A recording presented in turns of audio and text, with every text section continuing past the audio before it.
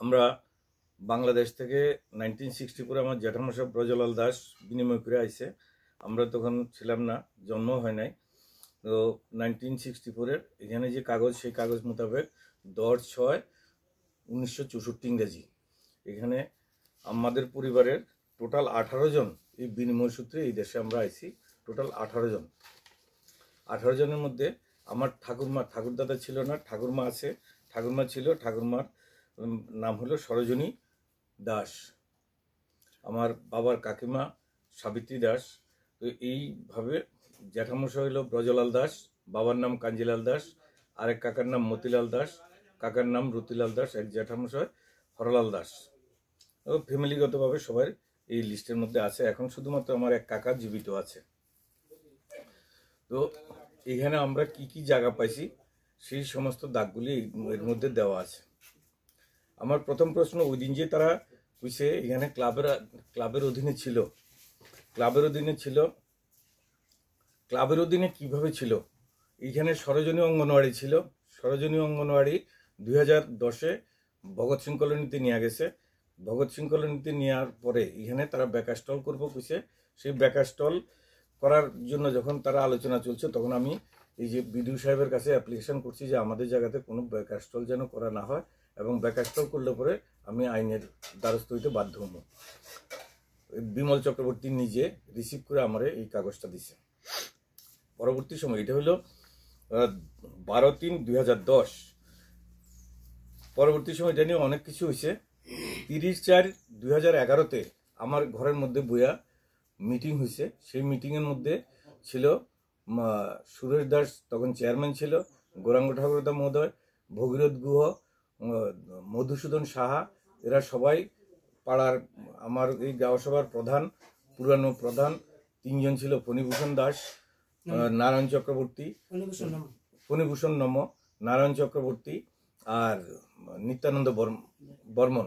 তারা সবাই স্বাক্ষর এখানে আছে যে তারা সহ এখানে থেকে আলোচনা হয়েছে, কম্প্রোমাইজ হয়েছে যে আমারে ওই স্টলের, সরোজিনী বেকার স্টলের 2টা কোঠা দিব, এবং এটা ইয়ে করার জন্য, আমরা দলিল দেওয়ার জন্য কইছে। তাহলে এবার বুঝেন আপনারা যে তারা যে কথা কইতেছে, তারা একেবারে মিথ্যা কথা কইতেছে। কোনো অবস্থাতে ক্লাবের আন্ডারে ছিল না। আর এই জায়গা আমরা 1964-এ বিনিময় করে আইছি। এই যে আমাদের পাওয়ার আছে, আমাদের পাওয়ার ভাঙার দলিল বাংলাদেশে আমরা চিটাগাং থেকে যে আইসি, চিটাগাংয়ে যে কাগজপত্র হয়েছে আপনারা এগুলি দেখেন। যেই দাগটার কথা ওই দিন দাঁড়ায় তারা কথা কইছে সেটা হলো 31/79, 31/78, 31/79। আপনারা দেখেন এইখানে সবগুলি দাগ আমাদের পাওয়ারের মধ্যে আছে। এবং পাওয়ার ভাঙার দলিল আমার বাবা, কাকা, জ্যাঠারা, আমার বাবা, এটা হলো আমার বাবার পাওয়ার ভাঙা দলিল, আর আমার কাকার পাওয়ার ভাঙা দলিলও আছে এখানে, রতিলাল দাস।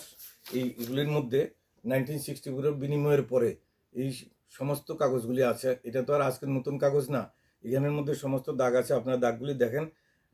পুরাতন দাগ হলো 31/78, 31/79, আর নতুন দাগ হলো 48/21 আর 48/20।